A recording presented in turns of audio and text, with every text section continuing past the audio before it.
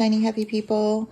Welcome to Kimbaskrafts. My name is Kim, and if you're new here, hello, welcome. And if you're returning, welcome back, guys. Love you so much.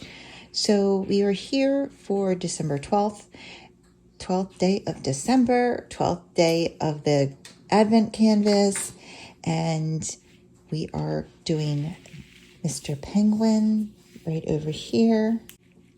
He's a cutie, huh? It's a little oddly shaped, but that's no big deal. So I'm going to go ahead and get him cut out, and let's see what Christmas fact we have hidden under there today. Be right back. Okay, okay, there we go. And this is what it says. Artificial Christmas trees were once made of goose feathers dyed green in Germany in 1865. A green goose feathered tree. I will try my darndest to find a picture of that. But yeah, I don't know if I'm going to be able to. But that is interesting. So, I mean, listen. People were creative. We were always creative.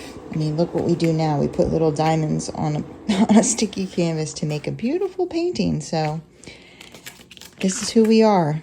We are creative people.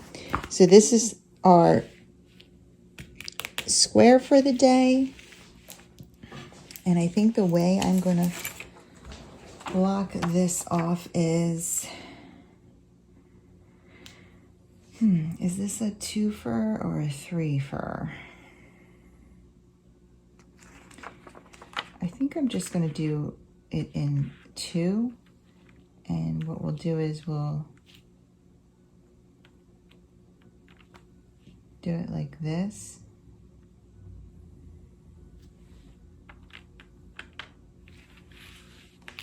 So this will be 1, and then that'll be 1. Okay? I'm going to get myself set up. I'll be right back. Okay, guys. So I promised a karate story. So I'm going to tell a karate story. And I'm going to start with... What you guys don't know is that Bob is a karate badass. Yes. Remember I showed you his dough box in the closet? So he trained in 2 types of martial arts. He trained in Taekwondo and Hapkido. And they're both Korean style martial arts. He was a martial arts instructor for many years. And he took many children and adults to black belt in both forms of martial arts. And he was the real deal, guys. It was not...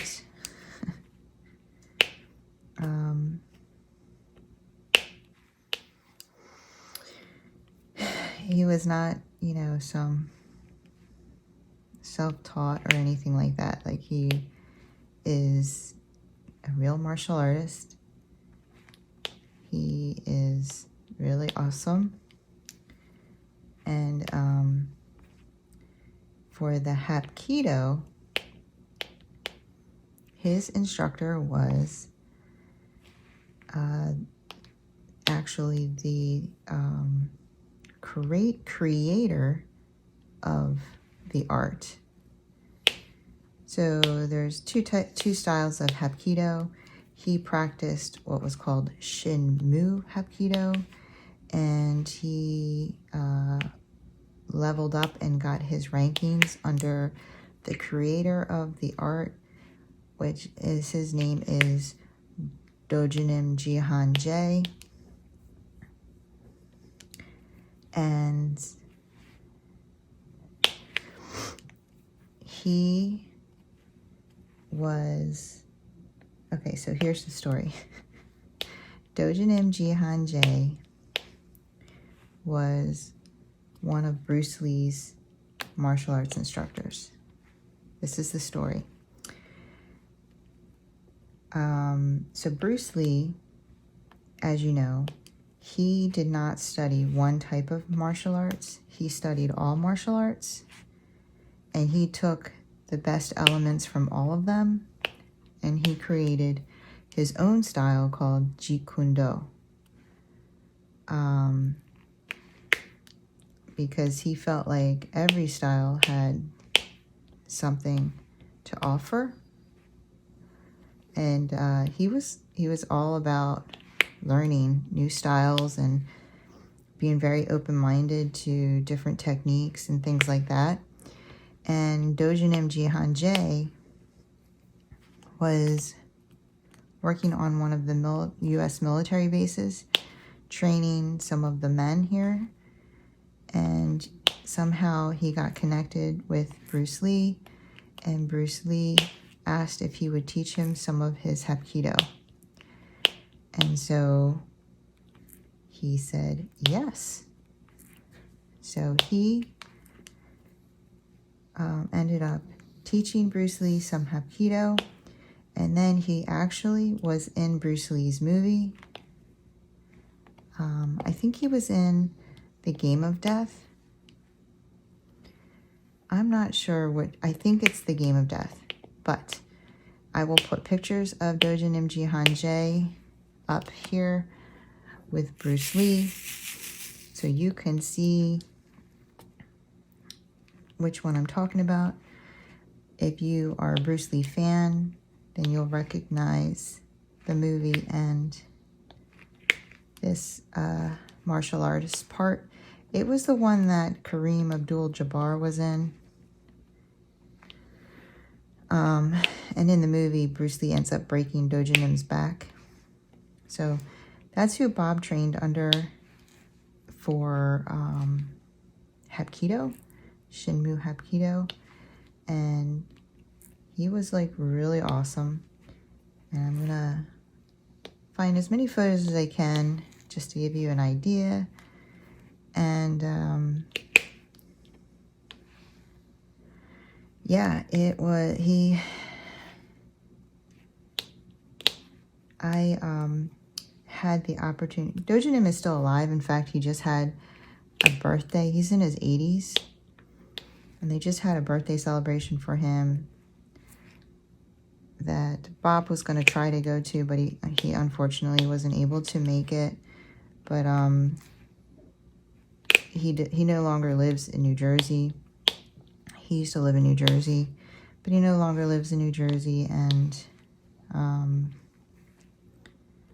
so Bob wasn't able to attend this. I mean, the party was in New Jersey, but Bob unfortunately wasn't able to attend this. And I've met Dojenim and trained with Dojenim. I never really trained Hapkido. I trained Taekwondo. But I did go to some seminars, and I traveled with Dojenim, and we'll talk about that one day. But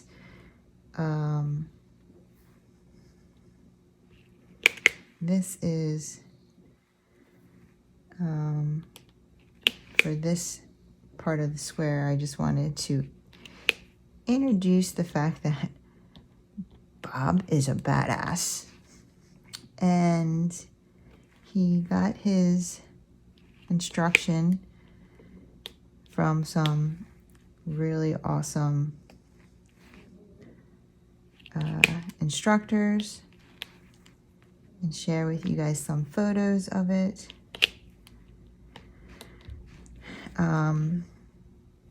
And then when we come back from me doing this square, I will tell you guys about the first time I met Dojenim Jihanjae and what that experience was like. So I'm going to go ahead and finish this up, and I'll finish my story when I'm done. Enjoy the time lapse and the music.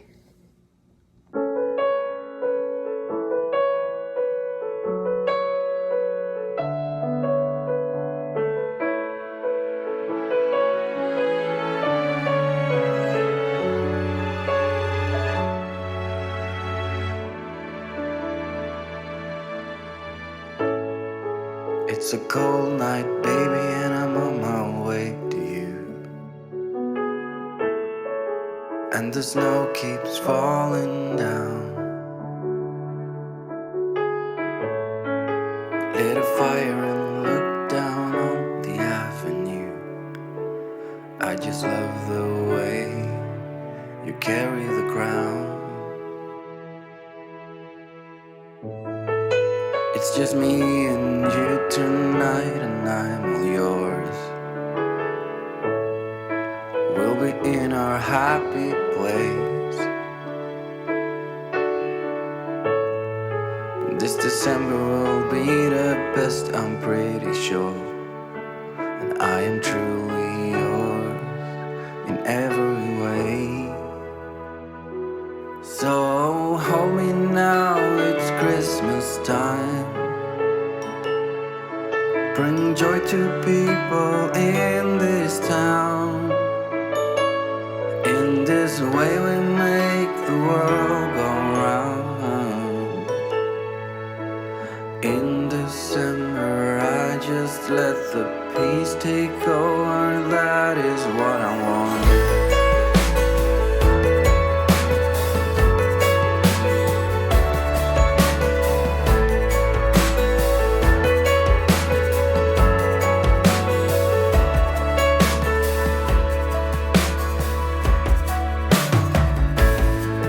Just a few blocks from you now, I wanna drive.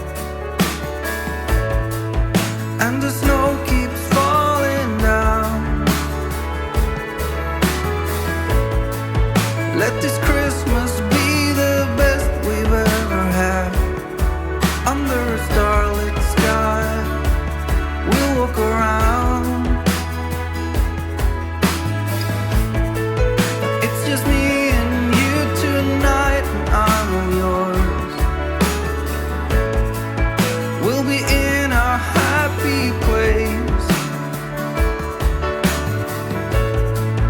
This December will be the best, I'm pretty sure. And I'm truly yours in every way. So just hold me now, it's Christmas time.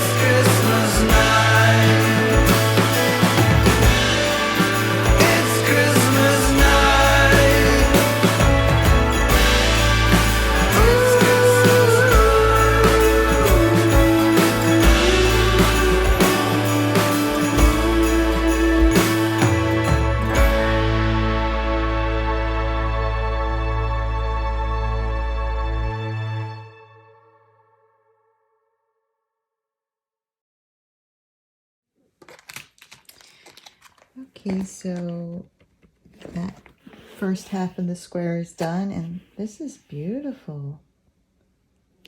I'm not really sure what the red part is, but this is definitely this. I'm guessing snow globe because it's huge. Maybe this is a cup or a bell. I'm not sure, but we're gonna do this other half of the snow globe. And I'm going to finish my story. Okay, so when I took martial arts, I didn't take Hapkido. I did like some Hapkido classes just for more exercise, and I did some Hapkido. I did events, Hapkido events, like seminars that were offered. But my main focus was Taekwondo. Now, Dojin was the founder and creator of Shinmu Hapkido.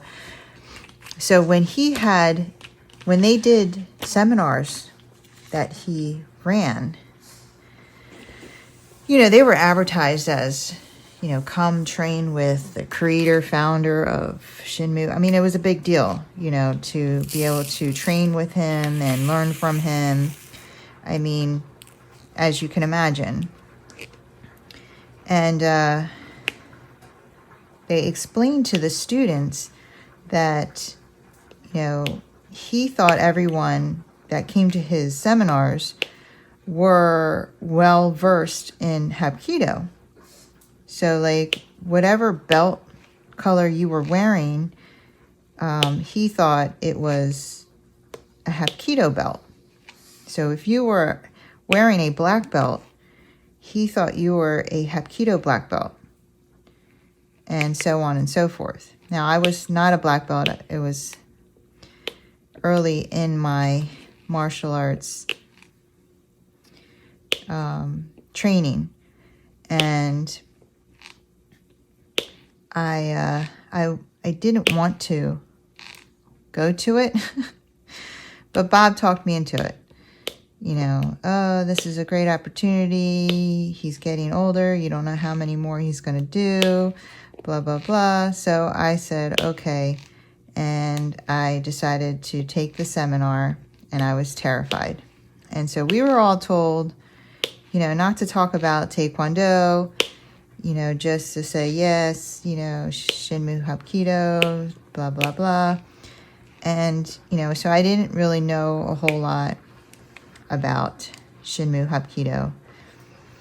And so he started the seminar off. I think there's 25 Hapkido kicks. It's 25 or 50. I don't know. It's been so long now. 25 or 50. I'm pretty sure it's 25 though.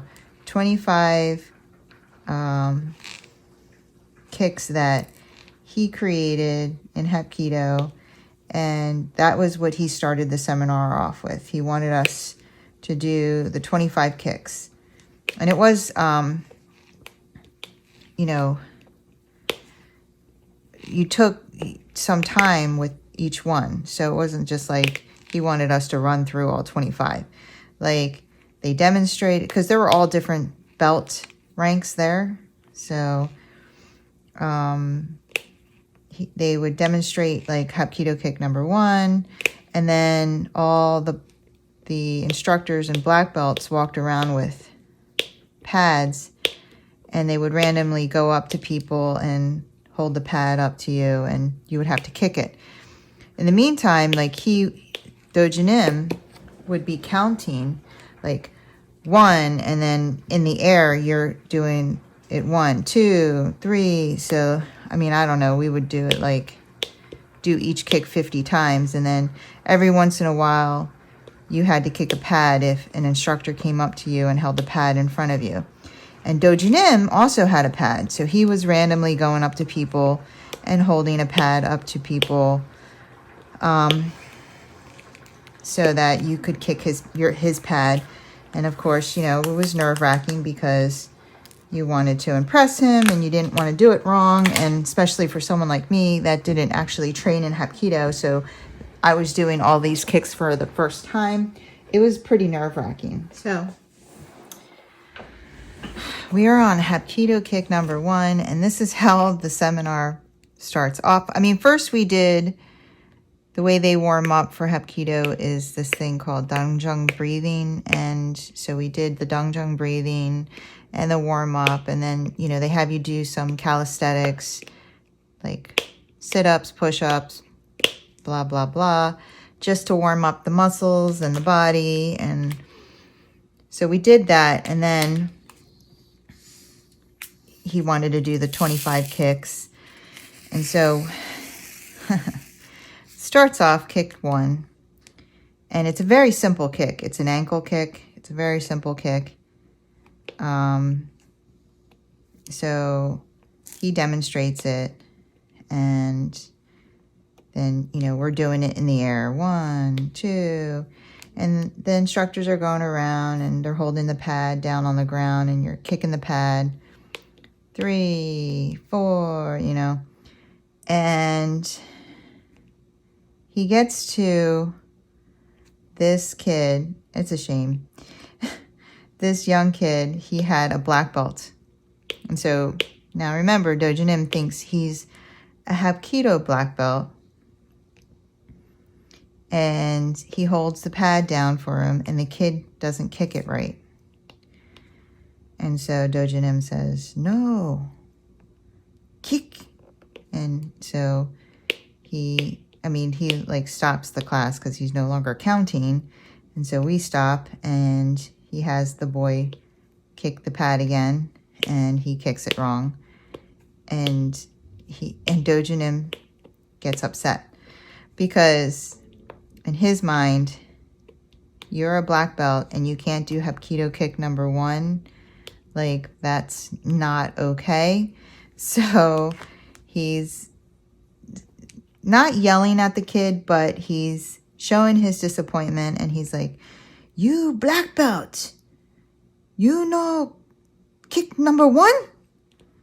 Kick. And so he makes the kid, and now the kid is like terrified. I mean, we're all terrified. And I'm just thinking, oh my goodness, please don't come over here with that pad and have me kick this. It was a very simple kick, I'll have to say, but still, like, you know, it's not a kick that I was proficient in. So the kid tries to do it again. He does it wrong. And so Dojinim's like, who your master? And the kid says, Master Turley, which was Bob. And so Dojinim says, and he holds the pad up in the air, Master Turley! And Bob runs over and bows in front of him. And he's like, yes, Dojinim. He's like, he your student. He no kick pad. You do push up. And Bob's like, yes, Dojinim. And bows again. And oh my God, I felt so Bob's like trying to show the kid how to do Hapkido kick number 1, you know. And so, I mean, the kid is just at this point, just absolutely terrified, you know. So Dojinim holds the pad for him and he doesn't kick it right. And he looks at Bob, Dojinim looks at Bob, and he's like, push up! And Bob drops down and just starts doing push. I was sitting there like, I was so upset. I'm like, I can't believe I was talked into coming here. Oh my God, he's going to murder me. I don't know anything Hapkido. I mean, like, I felt awful for this kid, but I was terrified. I'm like, I am going to get eaten alive. Like, I was, oh my gosh, I was so scared. And finally, the kid got the kick. I mean, Bob just was dropped down and just was pumping out push-ups. And, like, he just had to keep doing them. And finally, the kid got it right. So then Bob was allowed to stand up. And So basically Dojin was like, he's your black belt. Like, how did you advance a kid to black belt who can't even do Hapkido kick number 1? So he was being punished for that. So then we got through all 25 kicks. I think Dojin definitely held the pad for me for one of the kicks or two of the kicks or whatever, because he's just going around the room. And unfortunately for me, there was never a lot of females, you know, especially adult females taking his seminars. So I kind of stuck out like a sore thumb. And also on top of it, I was half Korean. And apparently I reminded him of like some Korean actress that he knew. So that wasn't helpful. So I was just like, you know, he was very aware of my presence. And, you know, not having any Hapkido training, that was pretty terrifying. But so then we're still learning the kicks, and I don't know what number, like I said, I did not train Hapkido, so, but he had created this spinning hook kick. Now, yes, Taekwondo has a spinning hook kick. But this spinning hook kick was different because you were to throw your hand to the floor. So when you did the spinning hook kick, you had to touch the ground with your palm. Your whole palm had to lay flat on the ground as you flew your leg around. I'll try to find a picture of it. I don't know if that's possible, but yeah, it was something I've never done before. So there was a lot of people at the seminar, and he thought there was too many people at the seminar. So he decided that he says he's going to test us with this spinning hook kick. And whether or not we get the spinning hook kick will determine if we're ever in our lifetime welcome back to do a seminar with him. And he literally told people, if you passed, you got to go stand in that corner, and if you failed, you had to go to that corner. And that was going to be the last seminar that you could take with him. I mean, so let me just give you some background. Dojin was a very hardcore martial artist. And this was this sounds very cruel and everything nowadays, but back in the day, even back when my brother took martial arts, like they still did what they call corporal punishment, which is they hit him with sticks to like fix his form and stuff. They weren't doing that when I did martial arts. I mean, I did martial arts much more recently than my brother when he was a little kid. But yeah, when my brother was a little kid, they were still, like, parents weren't allowed to stay and watch class. They weren't welcome to watch class back then. And, yeah, they would hit the kids with sticks to fix their form. If their leg was out of place, they would hit with a bamboo stick. They would hit the leg to make the kid fix their stance and stuff. That was no longer practiced when I was doing martial arts. But, you know, martial arts was very disciplined and was like very strict and everything. And so Dojin, you know, he was in his late 60s, early 70s at this point. And, you know, he was old school. So it sounds very cruel, especially in terms of the way we are today. But that was the way he trained when he was younger. And that's the way he trained people when he was younger. And then as I trained, because so obviously I'm going to tell you I passed that spinning hook kick because I took many more seminars with him. I actually traveled with Dojanim, with Bob, of course, to Europe. And yeah, I became very close to Dojanim, actually. And we were very, he was very, he calmed down a lot as he got older, is what I'm trying to say. Is like, he was very, very nice at future seminars.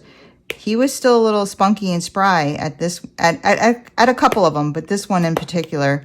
And then at each one that I went to after, he was less strict and less terrifying. But at this one, yeah, I was just like, this is the first one. It was early in my martial arts. And I was petrified and pretty upset at Bob for talking me into going to it. I had no idea what I was signing up for. And, based on that one, when I left, I was like, I am never doing this again. I mean, the workout was awesome. I literally, when I was done, my dobok was so soaked with sweat. It was like 5 pounds heavier. And I loved that kind of workout. It was like a lot of fun. But yeah, he literally, so what he did was he broke the groups up into like 6 different rows, and he assigned each row with a master instructor, and that master instructor was in charge of teaching everyone in that row this spinning hook kick. And we had so many minutes, and it was a decent amount of time to keep going up. Like, we stood in our lines, and when it was your turn, you walked up, and then you did the spinning hook kick on the pad, and the instructor would fix whatever was wrong, have you do it again, then you go in the back of the line, and we kept going up and doing the spinning hook kick over and over and over again. And he gave us so many minutes to do that. And then he was like, okay, now time to test. And he made everybody sit down. And he went, and everyone had to do it individually in front of the entire class, walk up to Dojanim's pad and do this spinning hook kick. I cannot even, I felt sick. I was so scared. I had never done it before, practicing it on the pad with my master instructor that was assigned to me. And yeah, it was terrifying. And people were passing and failing, and he's like, pass. And he would point to the corner that meant you could come back and fail. And then he would point to and I was like, oh my God, I just didn't want to embarrass myself. But yeah, I did it, and I only had to do it one time, and I passed. And he told me to go in the right corner, whatever. And so I did. I ended up going back to many, many seminars. Because every time it was, this could be his last. And so I always got suckered into that. And he did it for years. And it was a lot of fun, but whew. Yeah, I always tell that story about how Bob got punished. That's the funny part, not the fact that this kid was terrified. But you know what? He has a story for the rest of his life too,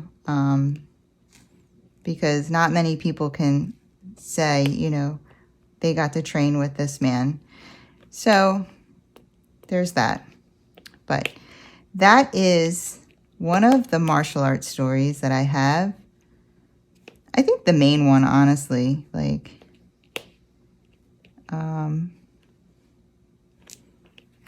yeah. So I hope you guys enjoyed it. I'm going to go ahead and finish this square because, yeah, I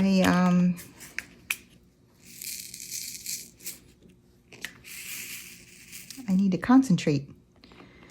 All right, guys. So you guys enjoy the music, enjoy the time lapse, and I will see you when it's done.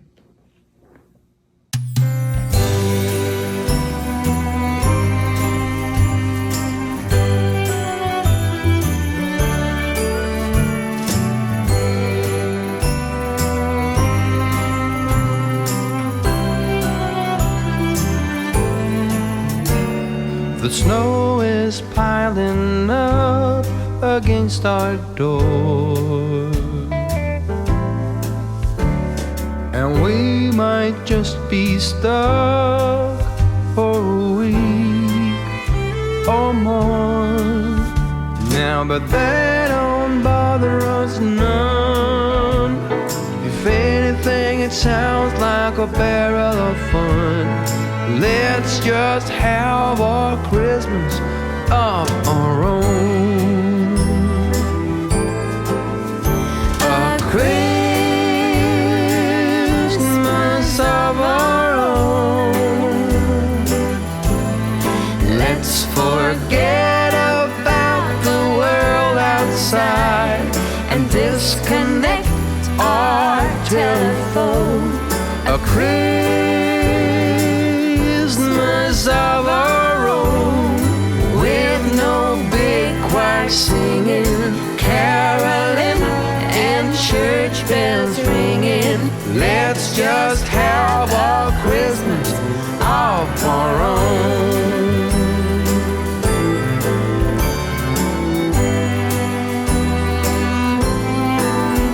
We'll decorate our little Christmas tree. I just love it when we're together. With garlands, bows, and ribbons, it's as pretty as can be. Oh, so pretty. We'll make ourselves some gingerbread and drink some spiced mulled wine.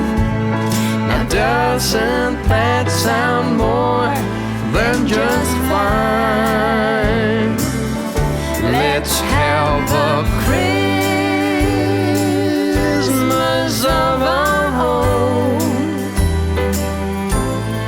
Let's forget about the world outside and disconnect our telephone.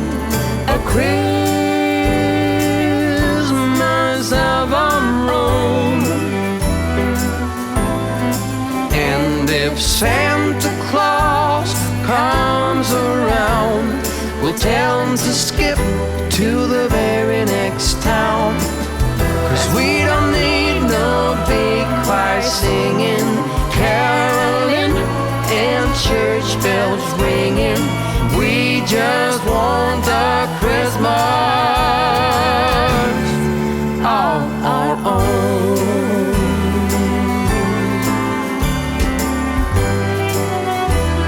A Christmas of our own. We just want a Christmas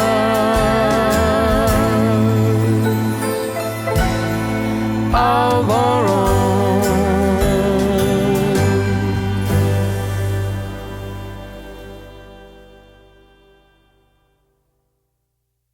There we have it, guys. The second half of the snow globe. It looks like they're ice skating. And we have this beautiful, I'm not really sure what it is. Maybe it's the bottom of that snow globe, whatever that is. Yeah, I guess that's what that is. I am going to turn this light off. Look how cute they are. You can see, I guess this is a braid. So a little girl with her red coat and a little boy with this scarf. All right, I'm going to zoom us out. All right, guys, there we have it. But all of this is done now. This whole corner up here is done.